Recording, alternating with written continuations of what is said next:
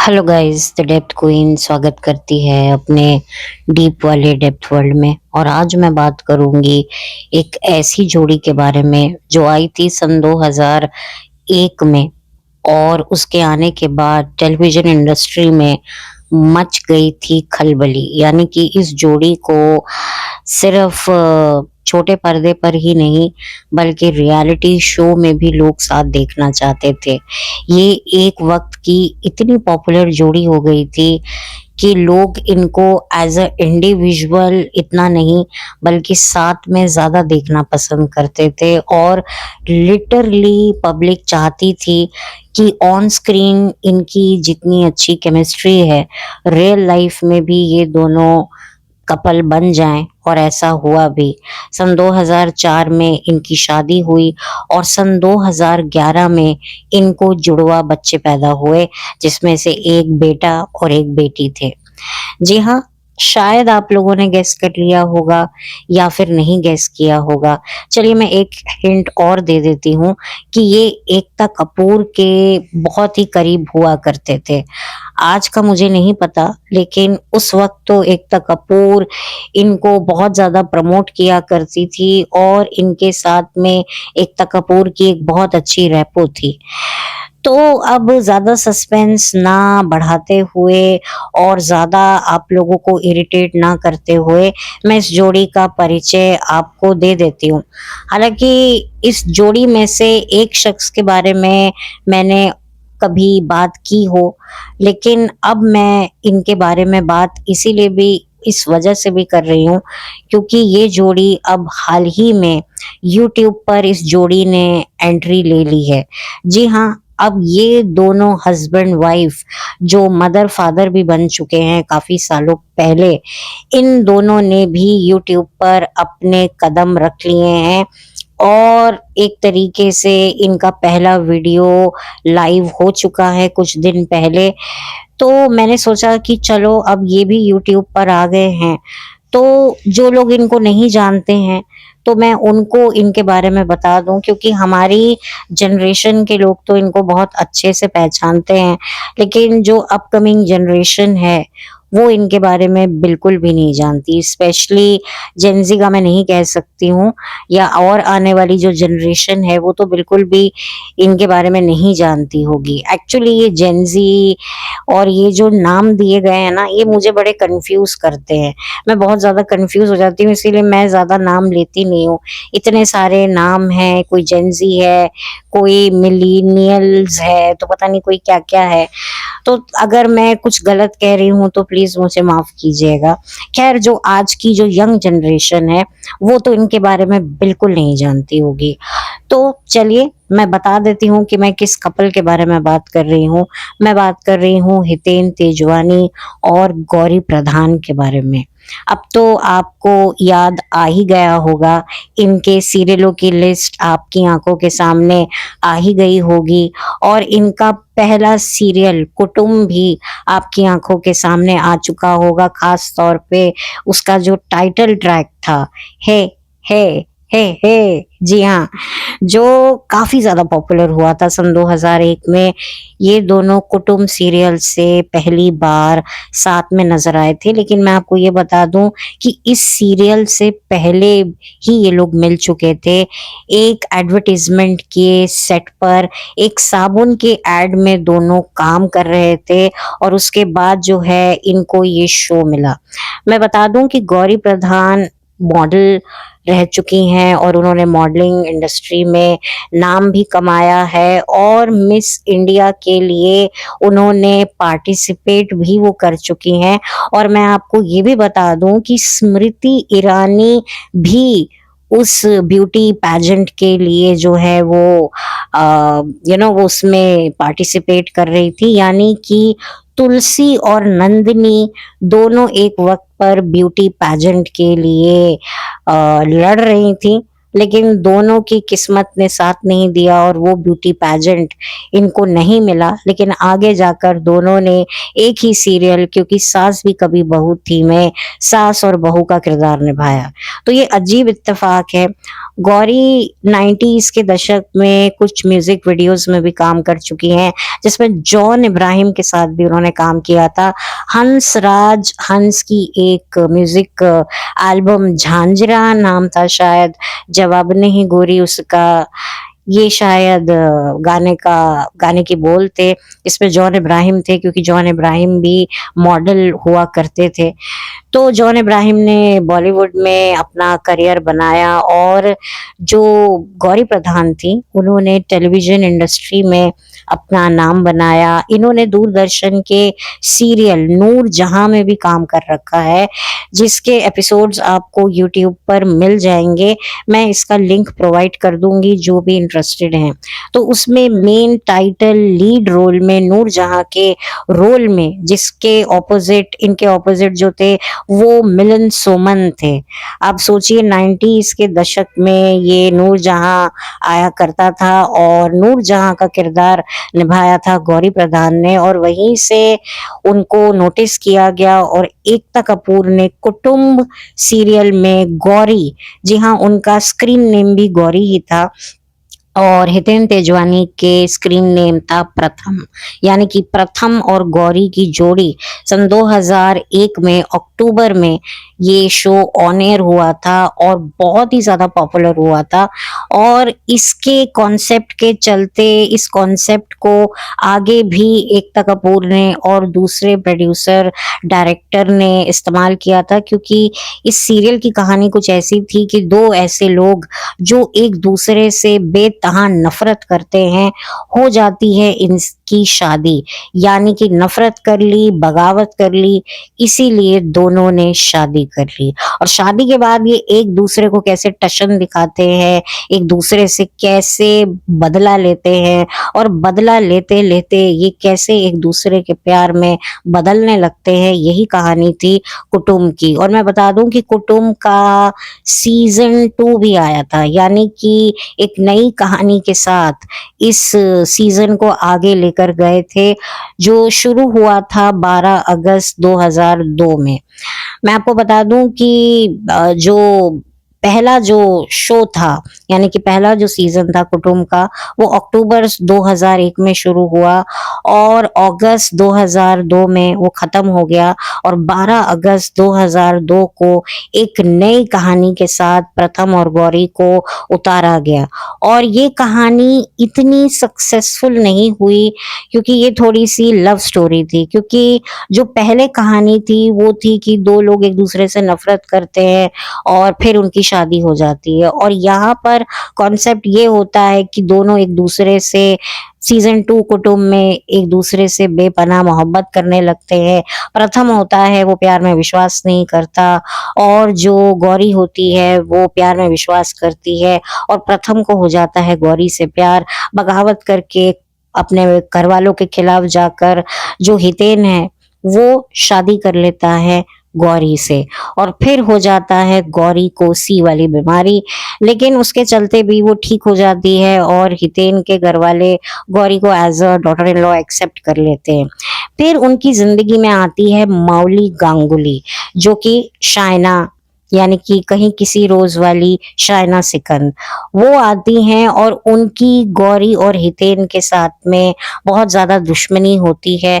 और एक दिन होता है कि गौरी और मौनी का एक्सीडेंट हो जाता है। दोनों अलग अलग गाड़ीज में होती हैं, और जो मौली होती हैं, सॉरी मौनी, मैं थोड़ा कंफ्यूज हो गई हूँ, जो मौली होती हैं वो गौरी को सबक सिखाने के चक्कर में उनका भी एक्सीडेंट हो जाता है और गौरी का भी एक्सीडेंट हो जाता है, जिसमें गौरी की डेथ हो जाती है। और जो मौली होती है उनका चेहरा खराब हो जाता है। जब चेहरा खराब हो जाता है तो डॉक्टर गलती से गौरी की तस्वीर उनके पास आ जाती है किसी तरीके से, और उनको गौरी का चेहरा दे देते हैं। और फिर उसके बाद होता ये है कि जो गौरी के जो पिता होते हैं उनसे ये बात छिपाने के लिए कि गौरी की डेथ हो गई है, प्रथम को मौली से शादी करनी पड़ जाती है, उसका चेहरा गौरी का होता है।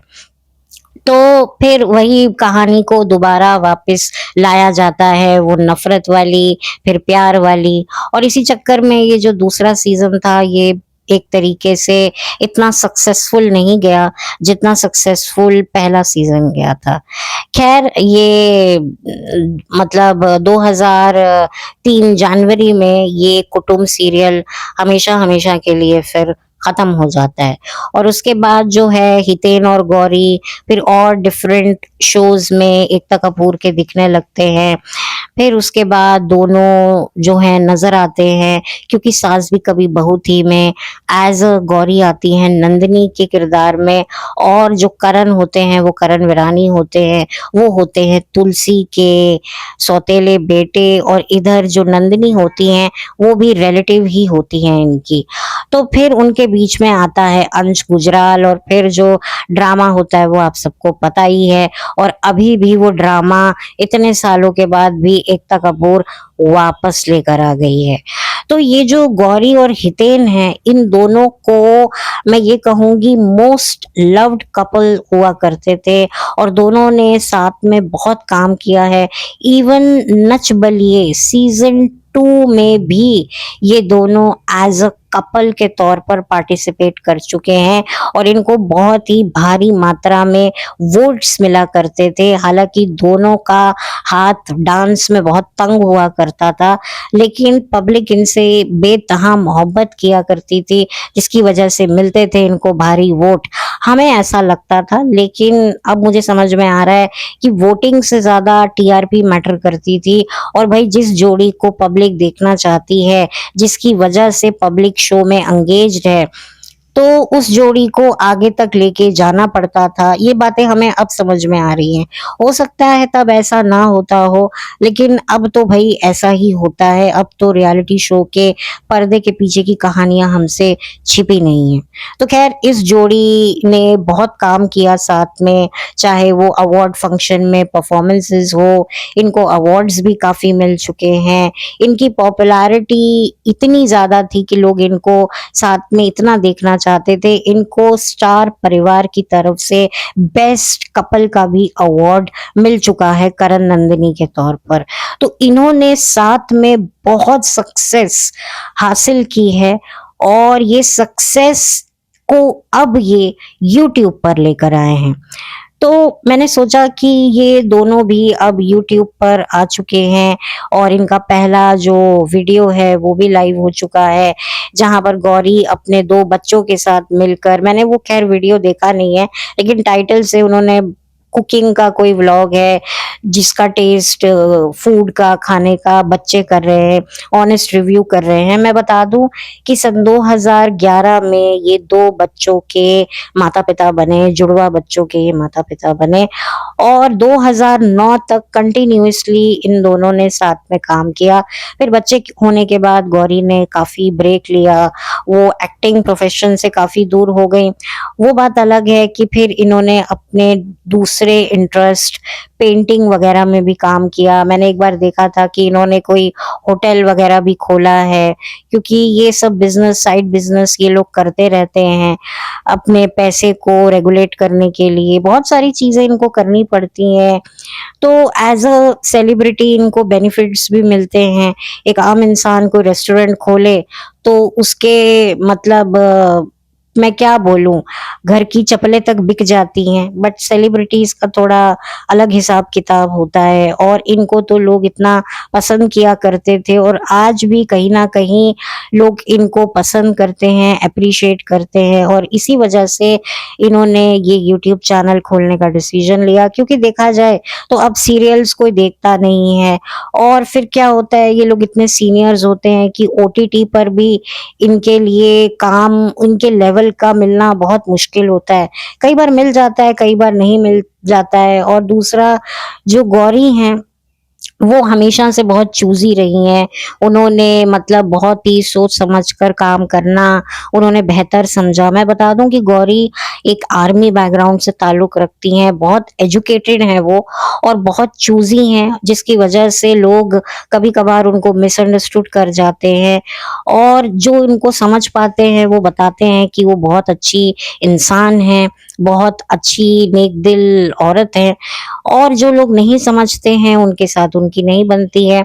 मैं बता दूँ कि एकता के कैंप के अलावा भी जो है गौरी ने काम किया है, लेकिन जितना सक्सेस उनको एकता कपूर के साथ रहकर मिला है, उतना और किसी कैंप में नहीं मिला।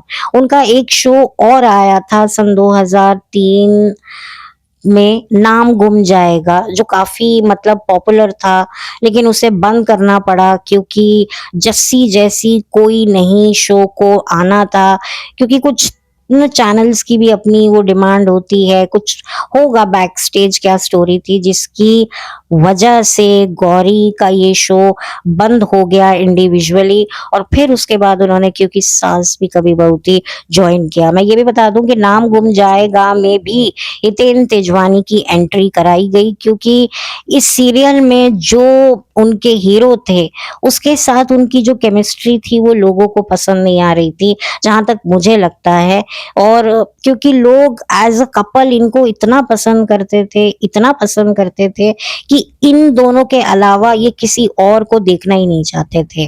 क्योंकि लोग बहुत ज़्यादा अपने इमोशंस इस जोड़ी में इन्वेस्ट कर चुके थे और इनका क्रेज़ बहुत था टेलीविज़न पर और लोग भी इनके इस क्रेज़ को अपने शो में यूज़ करना चाहते थे और यही वजह है कि इसी वजह से इनको बहाने-बहाने से साथ में कास्ट किया जाता था, चाहे वो कोई एडवर्टाइज़मेंट हो मतलब आप ये कह सकते हैं कि शादी के बाद भी इन्होंने जो है साथ में बहुत काम किया है।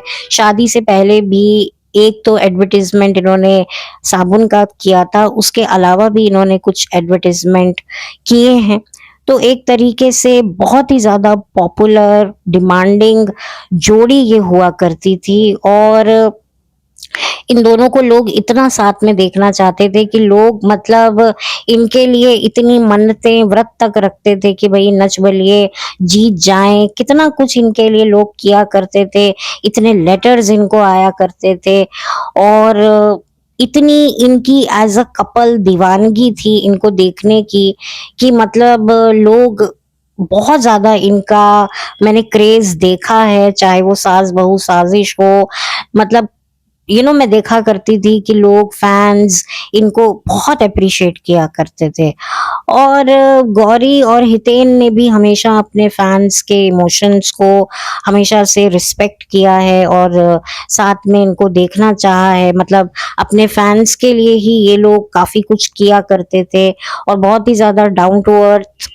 अपने आप को ऐसा बताया करते थे, दिखाया करते थे और इन्होंने कभी भी अपने फैन्स के इमोशंस का कभी हर्ट भी नहीं किया। मतलब ये लोग समझते थे कि यार लोग हमसे इतने कनेक्टेड हैं, इतने जुड़े हुए हैं, तो हमें उनके इमोशंस को समझना है।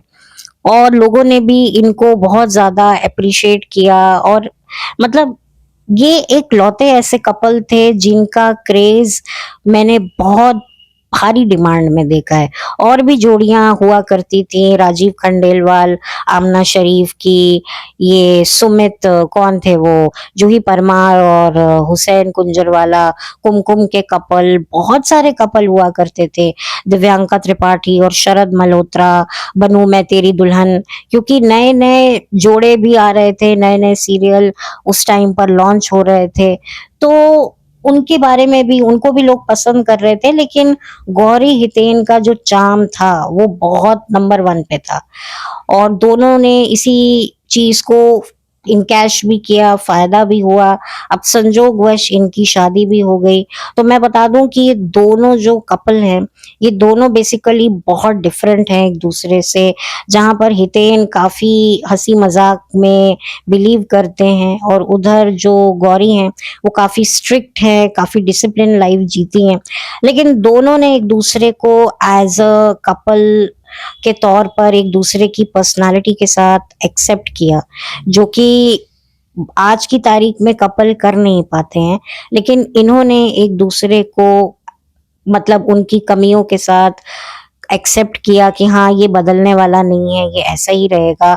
और खुद इन्होंने अपने पॉडकास्ट में आकर अपने रिलेशनशिप के बारे में बहुत बातें बताई हैं। तो खैर, हमें पता ही है क्योंकि उस टाइम पर मैगजीन्स में काफ़ी कुछ छपा करता था। अच्छा, मैं ये भी बता दूँ कि इन्होंने अपने रिलेशनशिप को काफ़ी हद तक छुपा के रखा। और बिग बॉस की एक क्लिप मैंने जो देखी थी अनकट में, उसमें हितेन जब बिग बॉस में थे, वो शिल्पा शिंदे वाले बिग बॉस में, तो उन्होंने बताया था कि जो गौरी और हितेन है, वो काफ़ी टाइम से लिव इन में रह रहे थे, यानी कि बहुत जल्दी उन्होंने एक दूसरे को डेट करना शुरू कर दिया था।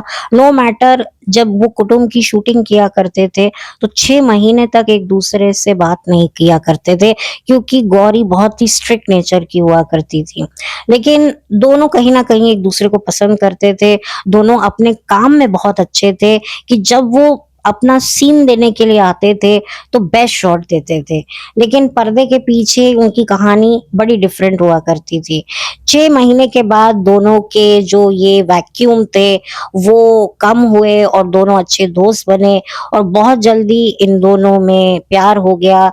और हितेन ने ही बताया था कि ये लिव इन में भी रहने लगे और फिर उसके बाद इन्होंने शादी कर ली सन 2004 में। और तब से जो फैन्स थे इनके पीछे पड़े हुए थे कि भाई गुड न्यूज़ कब दे रहे हो, गुड न्यूज़ कब दे रहे हो। भाई उस टाइम पर जो सोच हुआ करती थी, वो थोड़ी लोगों की अलग हुआ करती थी। अब तो लोग बहुत प्रैक्टिकल है। अब लोगों को चिढ़ होने लगती है, क्या बच्चा, बच्चा, बच्चा, बच्चा। लेकिन पहले लोग बहुत ज़्यादा इमोशनल हुआ करते थे कि वाओ! हमारी फेवरेट जोड़ी के बच्चे होंगे, ऑफ स्क्रीन कैसा होगा, ये होगा, वो होगा। तो पहले पब्लिक की सोच अलग हुआ करती थी। हालाँकि मैं तो तब भी इनके इस बच्चे वाले सेगमेंट से दूर रहती थी। येस, ऑफ़ कोर्स इनकी केमिस्ट्री वाक़ई काफ़ी अच्छी थी, लेकिन मुझे भी काफ़ी शॉक लगा जब मुझे पता चला कि भई ये 6 महीने तक इन्होंने एक-दूसरे से बात ही नहीं की जब ये शूटिंग किया करते थे। सन 2011 में मुझे एक बात हितेन तेजवानी की पता चली कि गौरी उनकी सेकंड वाइफ़ है। गौरी से पहले ही वो मैरिड थे और उनकी शादी तब हुई थी जब वो एक्टिंग प्रोफ़ेशन में नहीं थे। घर एक मंदिर से उन्होंने अपने करियर की शुरुआत की थी और उनकी अरेंज मैरिज थी और इस प्रोफ़ेशन में वो काम करना चाहते थे, जिसकी वजह से उनकी पत्नी और उनके बीच में तालमेल बैठ नहीं पाया और उनका डिवोर्स हो गया, जिस डिवोर्स से उनके पेरेंट्स काफ़ी अपसेट हुए। मैं ये बता दूँ कि हितेन के 2 भाई और हैं और उनमें से एक डायरेक्टर हैं और जो क्योंकि सास भी कभी बहू थू कह रही हूँ, वैसे थू ही है वो सीरियल, यू नो। अब मैं क्या बोलूँ, मतलब उस टाइम पर भी टॉक्सिक था और आज भी टॉक्सिक है। तो ख़ैर मतलब मैंने उनका नाम पढ़ा करती थी और सास-बहू साजिश में भी ये बताया गया कि ये जो सीरियल के डायरेक्टर हैं, वो हितेन के भाई हैं। तो मतलब इनके भाई भी डायरेक्टर बन गए थे और अब आज की तारीख में क्या सिचुएशन है इनके भाई की, दूसरे भाई की, वो मुझे नहीं पता, लेकिन हितेन के 3 भाई मतलब 2 भाई और हैं, तो ये टोटल 3 भाई थे। और कोई आगे सिबलिंग है जो इन्होंने बताया नहीं है या क्या है, वो मुझे नहीं पता। तो एक तरीके से मुझे काफ़ी शॉक लगा था जब मुझे पता चला था कि अच्छा, ये गौरी के साथ इनकी सेकंड मैरिज है।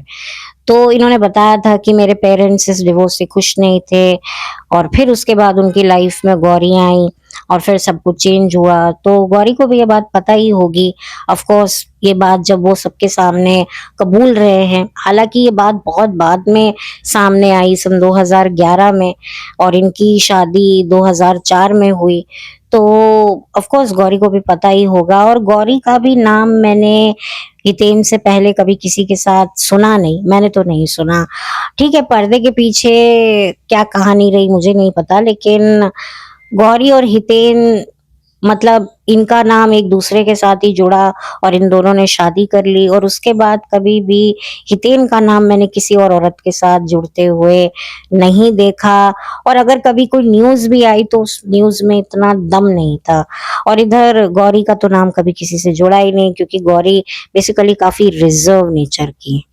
तो ये सारा हितेन और गौरी का परिचय था, जो मैंने आप लोगों को बताया। अब आप कहेंगे कि आपने तो मतलब अच्छा खासा एस्से पढ़ दिया।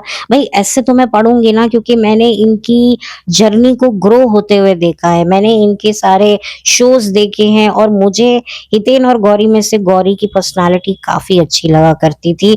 ये उस टाइम की मेरी फ़ेवरेट एक्ट्रेस हुआ करती थी। आज तो ख़ैर मेरे लिए अब ये पास्ट बन चुके हैं, लेकिन फिर भी पास्ट को कभी-कभी याद कर लेना चाहिए।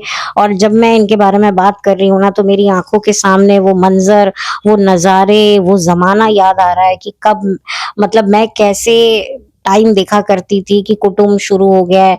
मतलब शो आता था 9:30 बजे, मतलब मंडे टू थर्सडे 9:30 बजे कुटुम्ब आया करता था, डेली सोप हुआ करता था और मैं इस शो को बहुत ज़्यादा पसंद किया करती थी। अच्छा, जो शो के जो राइटर है धीरज सरना, इस शो के राइटर जो थे वो इस शो में हितेन के दोस्त के रूप में आपको दिखेंगे। और आज की तारीख में धीरज अपनी वाइफ के साथ मिलकर इंस्टाग्राम पर रील्स बनाते हैं हस्बैंड वाइफ से रिलेटेड, और इनका यूट्यूब चैनल भी है। तो यही मतलब करता धरता कुटुम्ब के हुआ करते थे और कुटुम्ब के कुछ डायलॉग्स मेरे को काफ़ी पसंद थे और ये डायलॉग्स उन्होंने भी लिखे हैं। धीरज सारना नाम है इनका, और ये अपनी वाइफ के साथ इंस्टाग्राम पर रील्स बनाते हैं और इनकी वाइफ इनको बहुत अच्छे से कॉम्प्लीमेंट करती हैं, आए बड़े,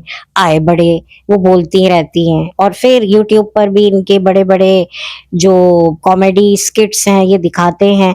और धीरज की भी 2 बच्चे हैं, 2 बेटे हैं। आई थिंक शायद आप लोगों ने भी कभी न कभी, कहीं न कहीं इनके देखे होंगे रील्स। इनकी जो हाउस हेल्पर हैं फ्लोरा, ये बनाते रहते हैं और काफ़ी मतलब 1 डेढ़ साल से मैं भी धीरज को देख रही हूँ इंस्टाग्राम पर। मैं फ़ॉलो नहीं करती हूँ, लेकिन इनके रील्स अक्सर मेरे रिकमेंडेशन पर आ जाते हैं, तो मैं इनको बाय फेस पहचानती हूँ। और भी इन्होंने एकता कपूर के काफ़ी शोज़ लिखे हैं, फ़िल्में लिखी हैं। तो धीरज भी काफ़ी पॉपुलर राइटर में से एक हुआ करते थे। नॉर्मली राइटर्स के चेहरे नहीं हमें दिखाई देते हैं तो उनके शब्द जो वो कलम से कागज़ पर लिखते हैं। लेकिन ये एक ऐसे राइटर थे जो राइटर के साथ एक्टर भी थे और अब इंस्टाग्राम, सोशल मीडिया पर ये काफ़ी एक्टिव हैं। अपनी वाइफ़ के साथ मिलकर ये रील्स बनाते हैं हस्बैंड वाइफ़। अच्छा, रश्मि का जो पॉडकास्ट था रश्मि देसाई का, उसमें भी ये कपल धीरज और उनकी वाइफ आए हुए हैं। तो आप चाहें तो इनको देख सकते हैं।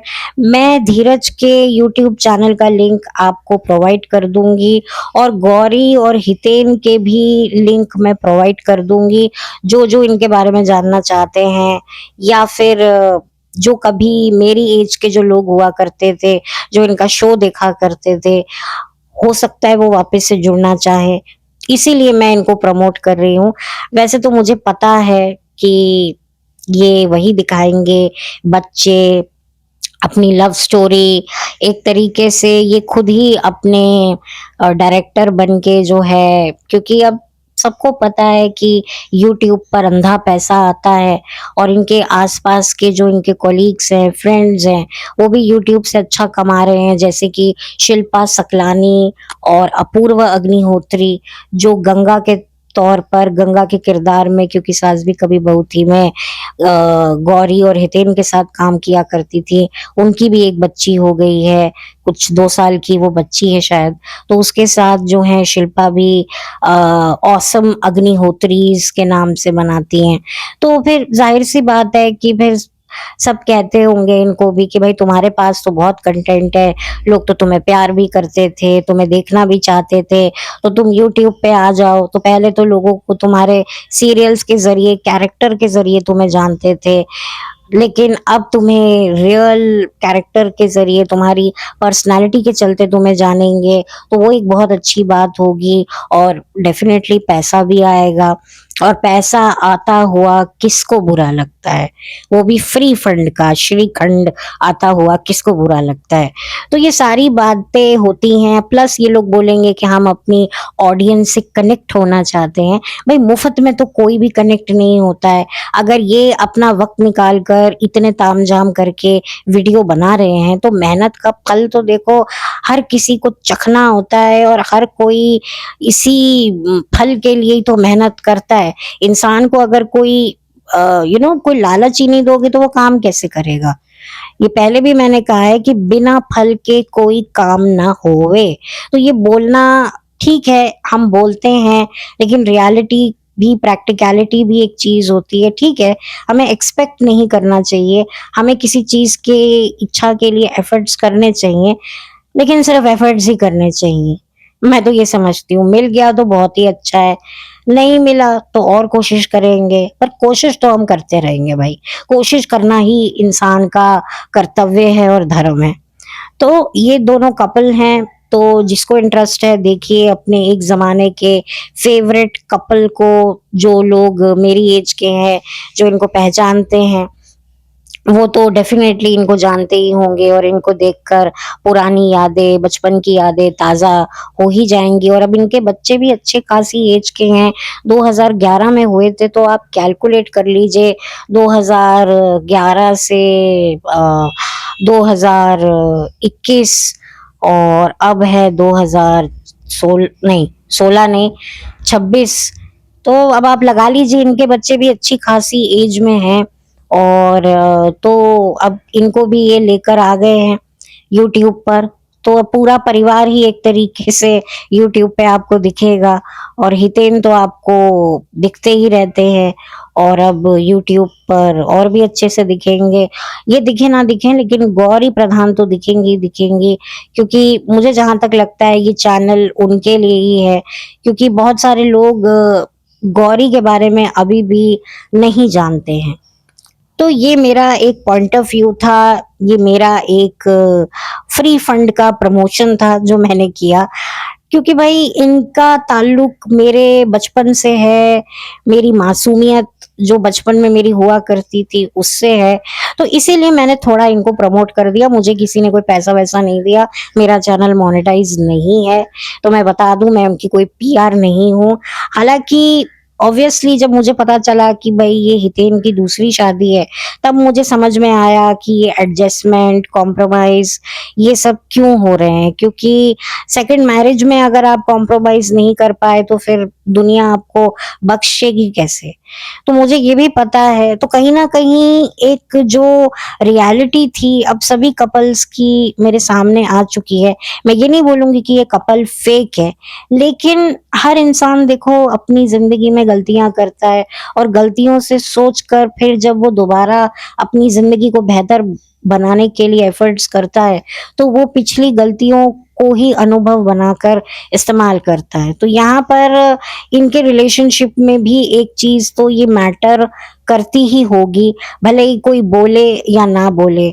जो बोले वो खाए गालियों के गोले और जो ना बोले उसको दे बर्फ के गोले। I am very sorry, sorry for my PJs, क्योंकि मैं ऐसी ही हूँ, मैं राइम में ही ज़्यादातर बात करने की कोशिश करती हूँ। कई बार कुछ राइम्स वाक़ई अच्छे होते हैं और कई बार कुछ राइम्स वाक़ई बकवास होते हैं जो मुझे भी अच्छे नहीं लगते और सामने वाला तो मुँह ही बना लेता है।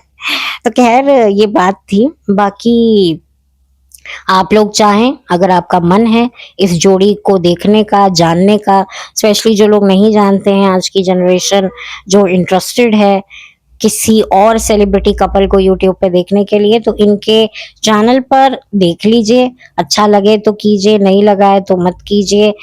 बट मैंने प्रमोट कर दिया इनको। मैंने सोचा कि मैं हर बार किसी ना किसी की कोई बात करती हूँ, किसी ना किसी को कुछ पॉइंट आउट करती हूँ, क्योंकि अभी ना मुझे 2 दिन पहले मैंने सरोगेट मदर से रिलेटेड एक वीडियो बनाया था और माय गॉड! मुझे भी हेट कमेंट आने शुरू हो गए। मतलब मुझे भी ये कॉन्फिडेंस आ गया कि मैं भी जो अच्छे-अच्छे पॉडकास्टर्स हैं, उनकी लिस्ट में मेरा भी नाम शामिल हो रहा है, जिनको बोला जाता है कि ये पॉडकास्टर जीलस हैं, ये ऐसे हैं, वो हेट फैला रहे हैं। भाई मेरा नाम भी आ गया है। वाह! मतलब एक कॉन्फिडेंस आ गया मुझ में यार। वाह वाह, ये क्या हो गया? क्योंकि मुझे ओ आंटी, ओ ये, भाई मुझे आंटी कोई ऐसा डेरोगेटरी वर्ड नहीं लगता है। ऑफ कोर्स मेरी आंटी की ही एज है, मुझे कोई फर्क नहीं पड़ता। तो मुझे आंटी बेशक बोलो भाई। आंटी है तो क्या इसका मतलब आंटी का कोई व्यू पॉइंट नहीं है? आंटी है, अपन आंटी है। हमारे हमारे पास बहुत सारे एक्सपीरियंसेस हैं लाइफ के। जो ये आंटी बोलकर जो सोचते हैं कि हम किसी औरत को डिफेम कर रहे हैं, उसको दिखा रहे हैं। भाई तुम्हारी माँ को कोई आंटी नहीं बोलता क्या? तुम्हारे दोस्त तुम्हारी माँ को आंटी नहीं बोलते? तो तुम ऑफेंड हो जाते हो, या तुम्हारी माँ ऑफेंड हो जाती है? तो ये जानबूझकर बोलते हैं, और कि तुम हेट फैला रही हो, तुम क्यों बोल रही हो? अरे मेरे प्यारों, जरा मेरे पॉडकास्ट को सुनो। यहाँ पर कहीं पर भी मैंने ऐसा कुछ भी नहीं बोला है। ठीक है, जिन कपल्स पर मैंने बात करी, सेलिब्रिटी कपल्स पर, उनसे बस यही शिकायत है कि जिसने तुम्हें जो खुशियां दी हैं, उसको एक बार अपने मुखमंडल से धन्यवाद कह दो, कैमरा पर दिखा दो, क्योंकि तुम हर चीज कैमरा पर दिखाते हो। वैसे भी वो औरत तो अब समझ ही गई होगी कि किसके आंगन मेरी कोख में रखे हुए फूल गए हैं। जो मैंने अपने कोख में 9 महीने जो फूल रखे थे, वो किसके आंगन की शोभा बन गए हैं, वो भी अब उसको पता चल जाएगा। और कोई बड़ी बात नहीं है, वो भी वो व्लॉग्स में देखा करेगी अपने बच्चों को, तो वो कनेक्ट तो रहेगी रहेगी। कोई भी औरत हो भाई, ठीक है, उसकी हो सकता है फैमिली हो, जो भी रीजन हो, लेकिन उसे पता है कि मेरी कोख में जो 2 फूल थे, भले ही ऑफिशियली उनके माँ-बाप वही हैं, लेकिन जगह तो उस औरत ने दी है ना।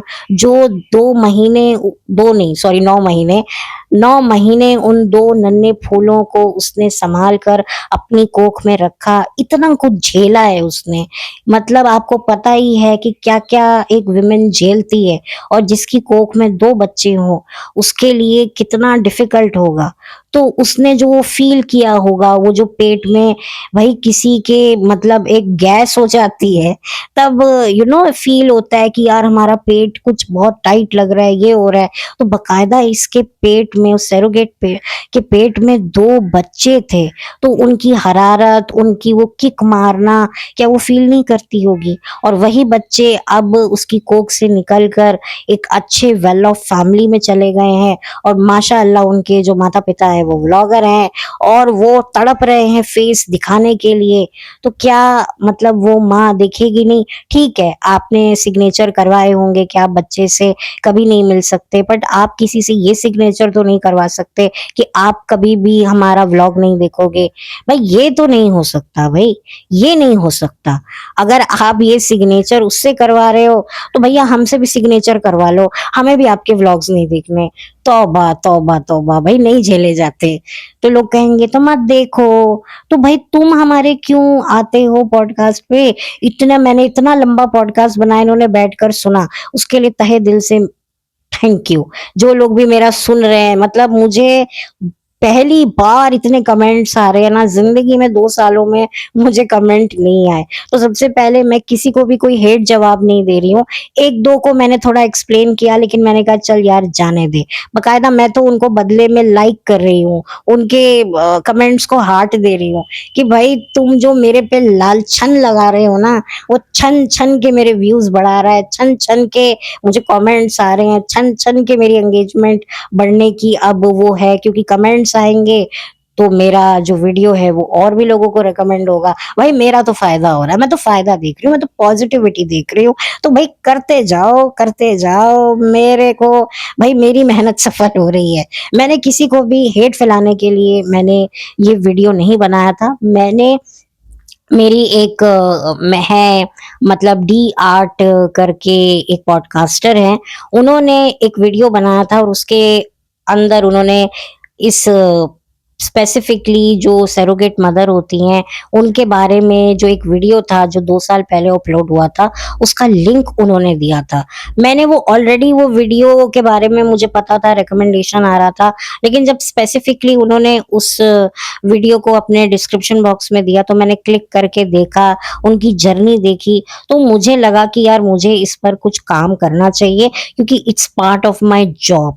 मैं एक पॉडकास्टर हूँ और एक टॉपिक पर बात करना मेरी रिस्पॉन्सिबिलिटी है, लोगों में अवेयरनेस फैलाना मेरी रिस्पॉन्सिबिलिटी है। किसी को अच्छा लगे तो बहुत अच्छी बात है, नहीं अच्छा लगे तो भैया राम राम, तुम अपने धाम हम अपने धाम। तो ये वाली बात है ना, तो मैंने वही किया।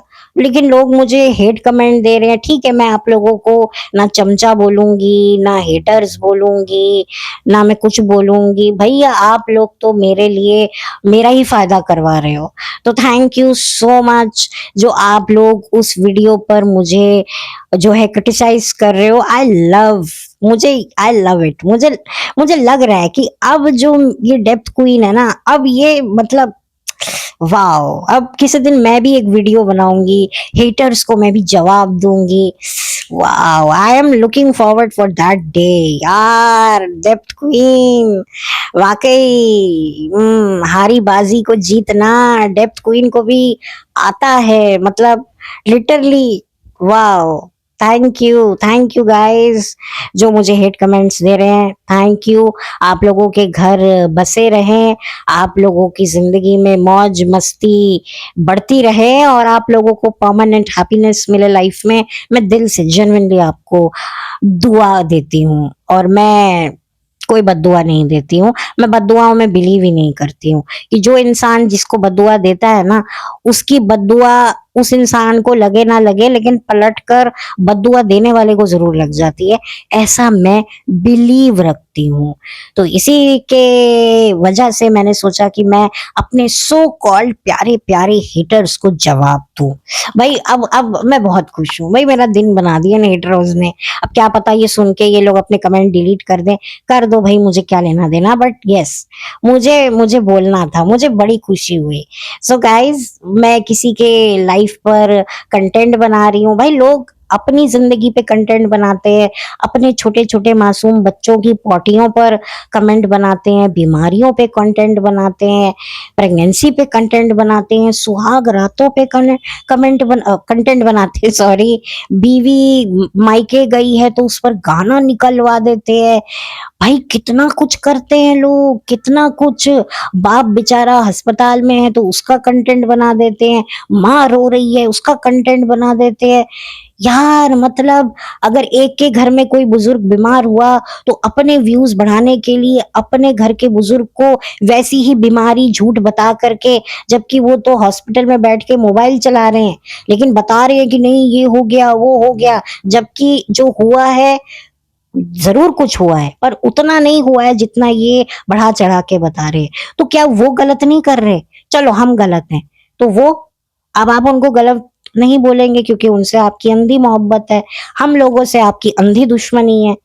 तो फिर दोनों तरफ से तो फिर अब क्या बोले। पर ठीक है, मुझे आप लोगों से कोई प्रॉब्लम नहीं है। जियो, जीने दो, खुश रहो, खुश रखो, अपना तो यही मोटिव है। तो चलिए, चलती हूँ, लौट कर मिलती हूँ। और एंड एंड में जो मैंने ये बातें की हैं वो उसे मैं पर्सनली, कोई मेरी हार्ड फीलिंग्स नहीं है किसी के लिए भी। मुझे अच्छा लग रहा है, मुझे कमेंट्स आ रहे हैं।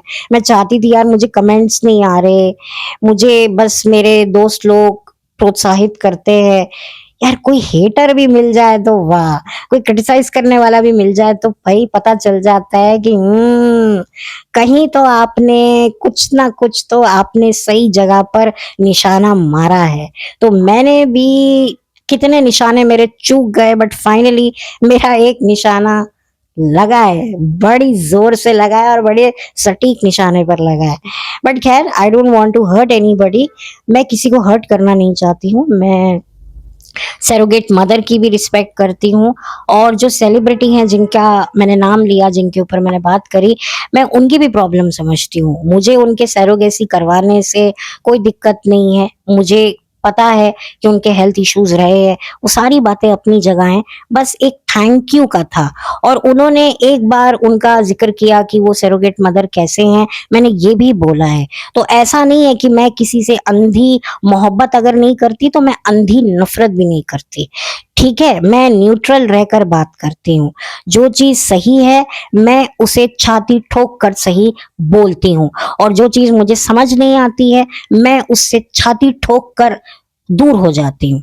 ये बात है। तो ये मेरा पॉइंट था जो मुझे आप लोगों के सामने रखना था। वीडियो अगेन बहुत लंबा हो रहा है, लेकिन क्या करूं, बात निकली थी तो मैंने कहा कि भाई डेप्थ क्वीन तो अब बोल के जाएगी। ये डेप्थ क्वीन के हाथ में जब माइक आ जाता है ना तो बड़ा मतलब ये लगता है कि ये भी बोल दे वो भी बोल दे, लेकिन भाई मुझे आप लोगों के बारे में भी सोचना है, आप लोगों को और मुझे इरिटेट नहीं करना है। तो चलिए, आपको पता है आप लोगों को क्या करना है, like share comment and subscribe to my channel. जल्दी मिलेंगे एक नए पॉडकास्ट के साथ, तब तक के लिए thank you so much, have a blessed day.